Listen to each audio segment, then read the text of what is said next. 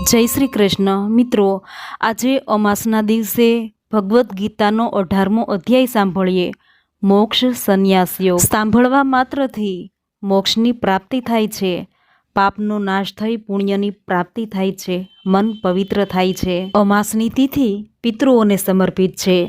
પિતૃઓના મોક્ષાર્થે પિતૃઓના આશીર્વાદ પ્રાપ્ત કરવા શ્રીમદ્ ભગવદ્ ગીતા પાઠ કરવાનું કે સાંભળવાનું મહત્વ છે. તો શ્રદ્ધાથી સાંભળીએ ગીતાજીનો 18મો અધ્યાય મોક્ષ સંન્યાસ યોગ. અર્જુન ભગવાન શ્રી કૃષ્ણને કહે છે કે હે મહાબાહો, હે અંતર્યામી, હે વાસુદેવ, હું સંન્યાસના તેમજ ત્યાગના તત્વને જુદું જુદું જાણવા માગું છું. ત્યારે ભગવાન કહે છે કે હે અર્જુન, કેટલાક પંડિતજનો કામ્ય કર્મોના ત્યાગને સંન્યાસ સમજે છે, જ્યારે બીજા વિચારકુળ માણસો સઘળાય કર્મોના ફળના ત્યાગને ત્યાગ કહે છે. કેટલાક વિદ્વાનો એમ કહે છે કે કર્મ માત્ર દોષયુક્ત છે, માટે ત્યાગ કરવા યોગ્ય છે, જ્યારે અન્ય વિદ્વાનો એમ કહે છે કે યજ્ઞ, દાન અને તપરૂપી કર્મ ત્યાગ કરવા યોગ્ય નથી. હે પુરુષ શ્રેષ્ઠ, હે ભરતવંશીઓમાં ઉત્તમ, સંન્યાસ અને ત્યાગ એ બેમાંથી પહેલા ત્યાગ વિશે તું મારો નિશ્ચય સાંભળ. કેમ કે ત્યાગ સાત્વિક, રાજસ અને તામસ એવા ભેદથી 3 પ્રકારનો કહેવાયો છે. યજ્ઞ, દાન અને તપરૂપી કર્મ ત્યાગ કરવા યોગ્ય નથી, પરંતુ એ તો અવશ્ય કરવા જોઈએ. કેમ કે યજ્ઞ, દાન અને તપ એ ત્રણેય કર્મો બુદ્ધિશાળી માણસોને પવિત્ર કરનારા છે. માટે હે પાર્થ, આ યજ્ઞ, દાન અને તપરૂપી કર્મોને તેમજ બીજા પણ સઘળાય કર્તવ્ય કર્મોને આસક્તિ અને ફળનો ત્યાગ કરીને ચોક્કસ કરવા જોઈએ. આ મારો નિશ્ચિત કરેલો ઉત્તમ મત છે. નિષિદ્ધ તેમજ કામ્ય કર્મોનો તો સ્વરૂપથી ત્યાગ કરવો ઉચિત જ છે, પરંતુ નિયત કર્મનો સ્વરૂપથી ત્યાગ ઉચિત નથી. માટે મોહને લીધે એ નિયત કર્મનો ત્યાગ કરી દેવો તામસ ત્યાગ કહેવાયો છે. જે કંઈ કર્મ છે એ સઘળું દુઃખરૂપ જ છે, એમ માનીને જો કોઈ માણસ શારીરિક કલેશના ભયથી કર્તવ્ય કર્મોનો ત્યાગ કરી દે તો એ આવો રાજસ ત્યાગ કરીને ત્યાગના ફળને કોઈ રીતે પણ નથી પામતો. હે અર્જુન, જે શાસ્ત્ર વિહિત કર્મ કરવું કર્તવ્ય છે એવા ભાવથી આસક્તિ અને ફળનો ત્યાગ કરીને કરવામાં આવે છે એ જ સાત્વિક ત્યાગ મનાયો છે. જે માણસ અકુશળ કર્મનો દ્વેષ નથી કરતો કે કુશળ કર્મમાં આસક્ત નથી થતો, એ શુદ્ધ સત્વગુણથી યુક્ત માણસ સંશય વિનાનો બુદ્ધિશાળી અને ખરો ત્યાગી છે. શરીરધારી કોઈ પણ માણસ દ્વારા સંપૂર્ણપણે બધા જ કર્મોને ત્યજવા શક્ય નથી. માટે જે કર્મફળનો ત્યાગ કરનાર છે એ જ ત્યાગી કહેવાય છે. કર્મફળનો ત્યાગ ન કરનાર માણસોના કર્મનું સારું, નરસું અને મિશ્ર એમ 3 પ્રકારનું ફળ મર્યા પછી અવશ્ય હોય છે, પરંતુ કર્મફળનો ત્યાગ કરી દેનારા માણસોના કર્મોનું ફળ કોઈ કાળે પણ નથી હોતું. હે મહાબાહો, સર્વ કર્મોના સિદ્ધ થવામાં આ 5 કારણો કર્મોનો અંત કરવાનો ઉપાય દર્શાવનાર સાંખ્ય શાસ્ત્રમાં કહેવાયા છે. એમને તું મારી પાસેથી સારી રીતે જાણી લે. આ વિશે એટલે કે કર્મોની સિદ્ધિ થવામાં અધિષ્ઠાન કરતા જુદા જુદા પ્રકારના કરણો, અનેક જાતની જુદી જુદી ચેષ્ટાઓ અને એ જ રીતે 5મું કારણ દૈવ છે. માણસ મન, વાણી અને શરીરથી શાસ્ત્રને અનુકૂળ કે વિપરીત રીતે જે કંઈ પણ કર્મ આચરે છે એના આ 5 કારણો છે.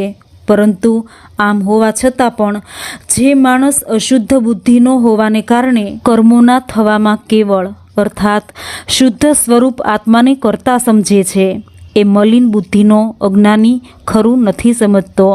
જે માણસના અંતઃકરણમાં હું કરતા છું એવો ભાવ નથી, તેમજ જેની બુદ્ધિ સાંસારિક પદાર્થોમાં અને કર્મોમાં લેપાતી નથી, એ માણસ બધા લોકોને હણીને પણ વાસ્તવમાં નથી હણતો કે નથી પાપથી બંધાતો. હે અર્જુન, જ્ઞાતા, જ્ઞાન અને જ્ઞેય આ 3 પ્રકારના કર્મના પ્રેરકો છે, અને કર્તા, કરણ તેમજ ક્રિયા આ 3 પ્રકારનો કર્મ સંગ્રહ એટલે કે કર્મના સાધનો છે. ગુણોને આધારે સઘળા પદાર્થોની ગણના કરનારા સંખ્યશાસ્ત્રમાં ગુણોના ભેદને લીધે જ્ઞાન, કર્મ તથા કર્તા ત્રણ પ્રકારના જ કહેવાયા છે. એમને પણ તું મારી પાસેથી સારી પેઠે સાંભળ. હે અર્જુન, જે જ્ઞાનથી માણસ ભિન્ન ભિન્ન જણાતા બધા જ ભૂતોમાં એક અવિનાશી પરમાત્મા ભાવને અવિભાજિત રૂપે સમભાવે રહેલો જુએ છે, એ જ્ઞાનને તું સાત્વિક જાણ. પરંતુ જે જ્ઞાન સકળ ભૂતોમાં જુદી જુદી જાતના અનેક ભાવોને જુદા જુદા સ્વરૂપે જાણે છે, એ જ્ઞાનને તું રાજસ જાણ. અને વળી જે જ્ઞાન એકલા કાર્યરૂપ શરીરમાં જ સંપૂર્ણની જેમ આસક્ત રહેનારું છે તથા જે યુક્તિ વિનાનું તાત્વિક અર્થથી રહિત તેમજ તુચ્છ છે, એ તામસ કહેવાયું છે. જે કર્મ શાસ્ત્ર વિધિથી નિયત થયેલું હોય, કર્તાપણાના અભિમાનથી રહિત થઈને કરવામાં આવ્યું હોય, તેમજ ફળની લાલસા વિનાના માણસ વડે રાગ દ્વેષ વિના કરવામાં આવ્યું હોય, એ કર્મ સાત્વિક કહેવાય છે. પરંતુ જે કર્મ ઘણો પરિશ્રમ વેઠીને કરાય છે અને વળી ભોગોને ઈચ્છતા માણસ વડે કે અહંકારી માણસ વડે કરવામાં આવે છે, એ કર્મ રાજસ કહેવાયું છે. જે કર્મ પરિણામ, હાનિ, હિંસા અને સામર્થ્યને ધ્યાનમાં લીધા વિના કેવળ અજ્ઞાનને લીધે આચરવામાં આવે છે, એ કર્મ તામસ કહેવાય છે. જે કરતા સંગ વિનાનો અહંકાર ભર્યા વચનો ન બોલનાર, ધૈર્ય અને ઉત્સાહ ધરાવનાર તથા કાર્યની સિદ્ધિ કે અસિદ્ધિમાં હરખ, શોક આદિ વિકારોથી રહિત છે, એ સાત્વિક કહેવાય છે.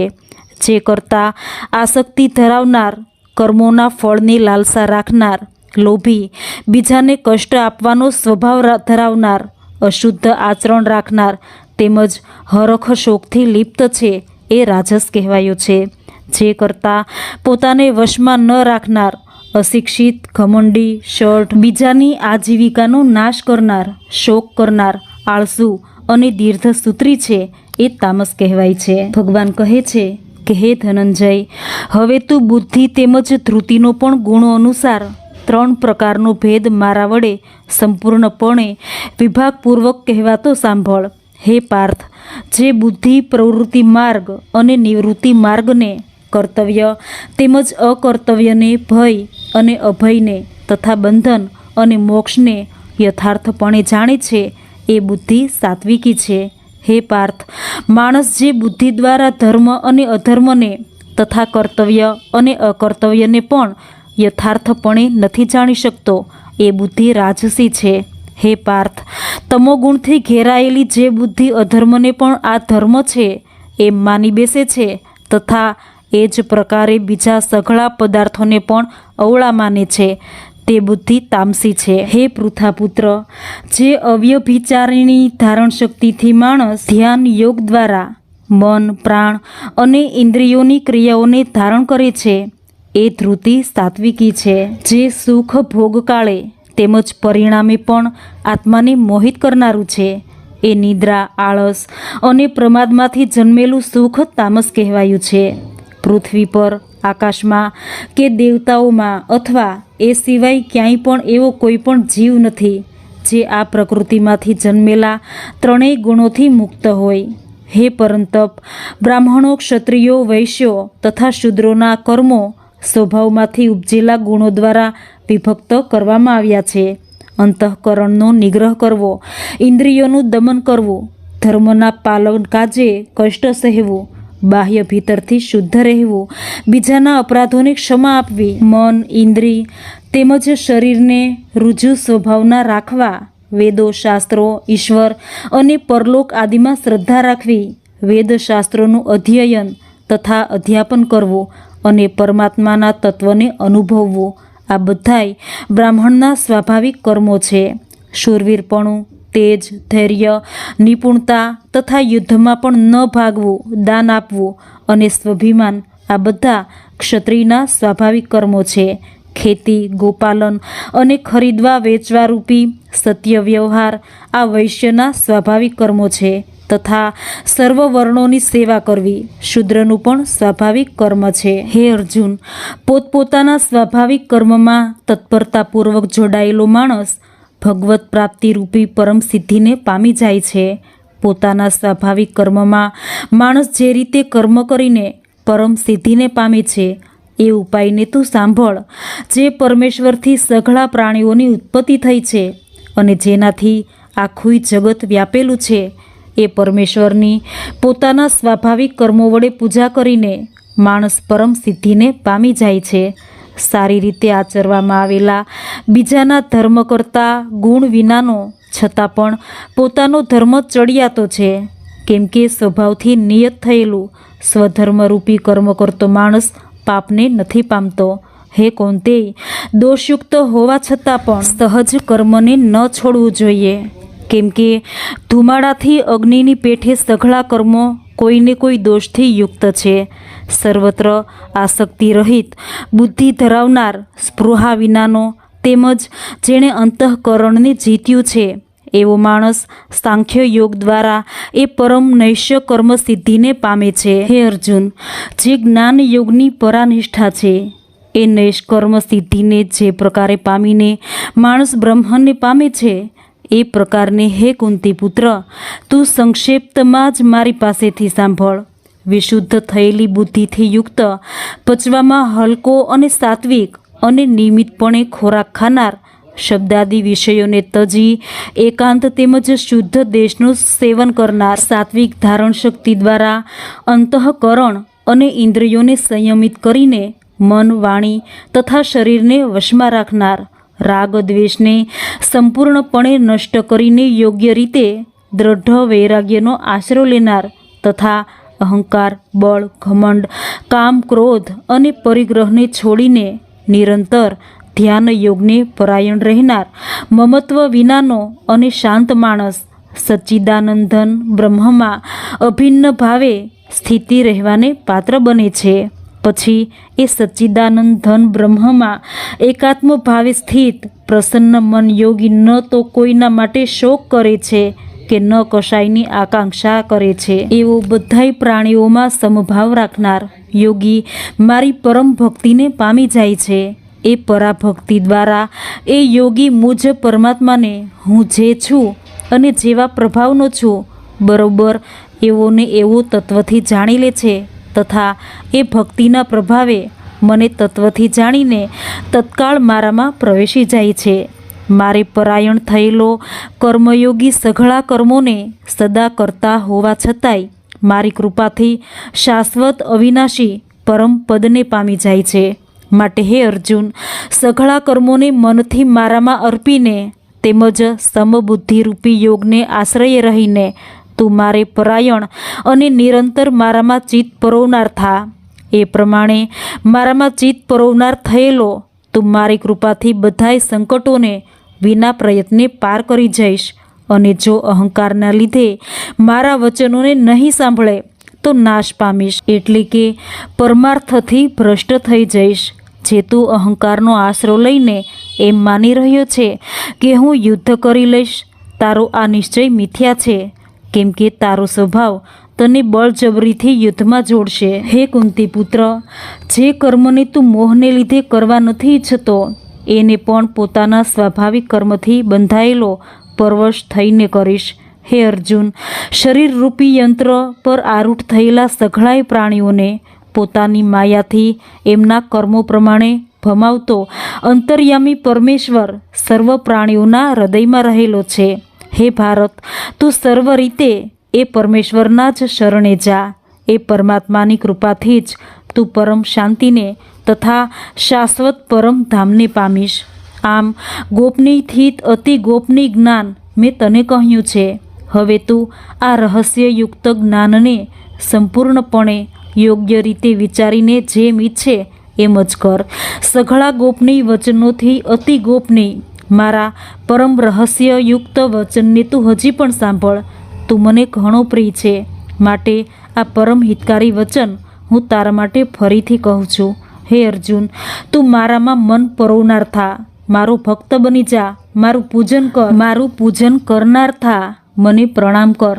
આમ કરવાથી તું મને જ પામીશ. હે અર્જુન, હું તારી સામે સત્ય પ્રતિજ્ઞા કરું છું. કેમ કે તું મને ઘણો પ્રિય છે. સઘળાય ધર્મોને એટલે કે સઘળાય કર્તવ્ય કર્મોને મારામાં ત્યજીને તું કેવળ એકમાત્ર મુજ સર્વશક્તિમાન સર્વાધાર પરમેશ્વરના જ શરણે આવી જા. હું તને બધાય પાપોથી મુક્ત કરી દઈશ. તું શોક કરમાં. હે અર્જુન, તારે આ ગીતારૂપી રહસ્યમય ઉપદેશ કોઈ પણ કાળે ન તો તત્પર રહિત માણસને કહેવો, ન તો ભાવ રહિતને અને ન તો સાંભળવા ન ઈચ્છતા માણસને કહેવો, તથા જે મારામાં દોષ દ્રષ્ટિ રાખે છે તેને તો કદી ન કહેવો. જે માણસ મારામાં પરમ પ્રેમ રાખીને આ પરમ રહસ્યયુક્ત ગીતાના ઉપદેશને મારા ભક્તોમાં કહી સંભળાવશે એ મને જ પામશે, એમાં જરા પણ સંદેહ નથી. હે અર્જુન, માણસોમાં એનાથી વધીને મારું પ્રિય કાર્ય કરનારો કોઈ પણ નથી, તથા આખી પૃથ્વી પર એનાથી વધીને મારો પ્રિય બીજો કોઈ ભવિષ્યમાં થશે પણ નહીં.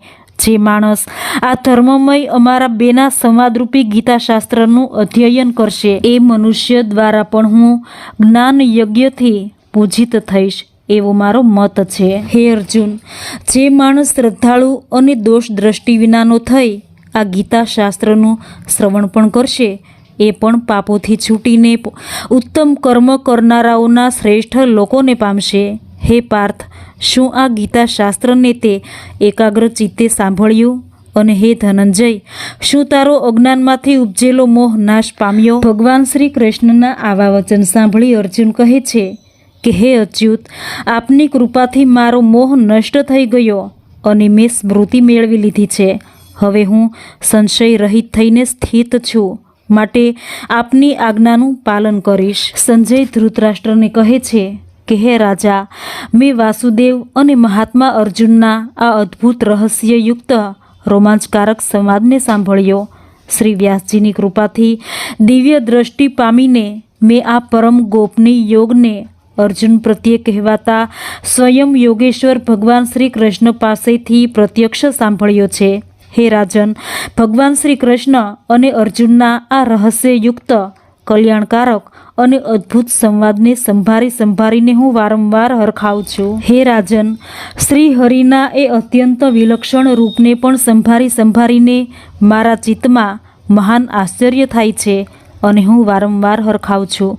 હે રાજન, જ્યાં યોગેશ્વર ભગવાન શ્રી કૃષ્ણ છે અને જ્યાં ગાંડીવધારી અર્જુન છે ત્યાં જ શ્રી વિજય વિભૂતિ તેમજ અચળ નીતિ છે, એવો મારો મત છે. મોક્ષ સંન્યાસ યોગ નામનો 18મો અધ્યાય સંપૂર્ણ. બોલો ભગવાન શ્રી હરિની જય.